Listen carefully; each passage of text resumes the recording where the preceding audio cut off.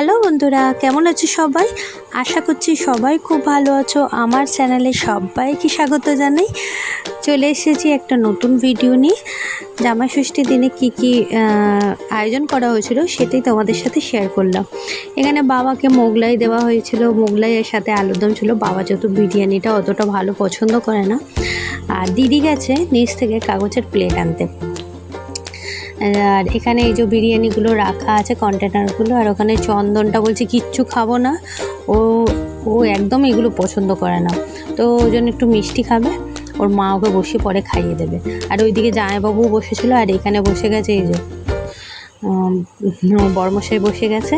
এখন বিরিয়ানিটা আস্তে আস্তে ভাঙছে, বলছে এতটা হয়তো আমি খেতে পারবো না। আর চলো এবার ছেলেকেও দিয়ে দিই। তো ছেলের যে থালাটা সাজিয়ে নিয়েছি।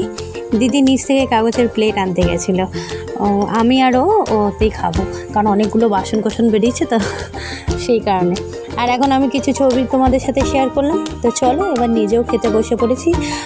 এখানে ছিল মাটন বিরিয়ানি, আর ডিম ছিল, আলু ছিল। পুরো বিরিয়ানিটা খুব টেস্টি হয়েছিল সবটাই, আর খেতেও ছিল সেই স্বাদ।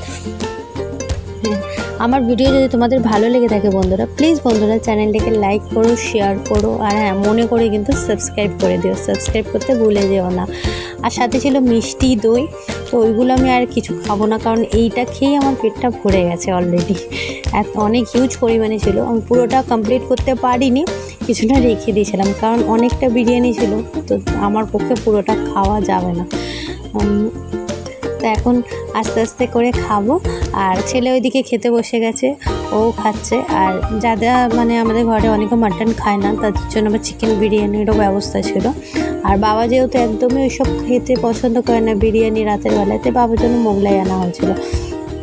বাবা অত বেশি সব ভাত বিরিয়ানি সব অতটা পছন্দ করে না, তো সবাই যে যেটা খাবে সেই কথা ভেবেই এই আয়োজন করা হয়েছিল।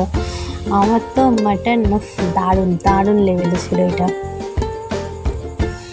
আর আলুটা যেন একবারে কি বলবো, বিরিয়ানিতে আলু না থাকলে আমার সেটা ভালোই লাগে না। আলুটা পুরো একদম গলে ক্ষীর হয়ে গেছিলো। যাই হোক, মাটনটাও খুব ভালো সিদ্ধ হয়েছিল, আর বিরিয়ানিটাও খুব ভালো ছিল। আমরা এই দোকান থেকেই এনেছিলাম, তো ওখান থেকে কন্টেনার দিয়ে দিয়েছিল, যথেষ্ট পরিমাণে দিয়েছিল।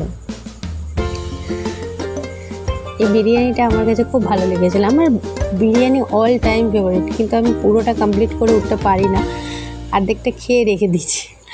আর এটা ছিল চিকেন বিরিয়ানি। আমাদের ঘরে অনেকে মাটন খায় না, তো তার জন্য ছিল চিকেন বিরিয়ানি, তো সেখানেও আমি একটু ভাগ বসিয়ে দিয়েছি। তো আমার ভিডিও তোমাদের ভালো লেগে থাকলে প্লিজ বন্ধুরা চ্যানেলটাকে কিন্তু লাইক করো, শেয়ার করো, আর হ্যাঁ মনে করে কিন্তু সাবস্ক্রাইব করতে ভুলে যেও না। আমি ফিরে আসবো আবার অন্য ভিডিও নিয়ে। আজকের মতো এখানেই শেষ করলাম, বাই।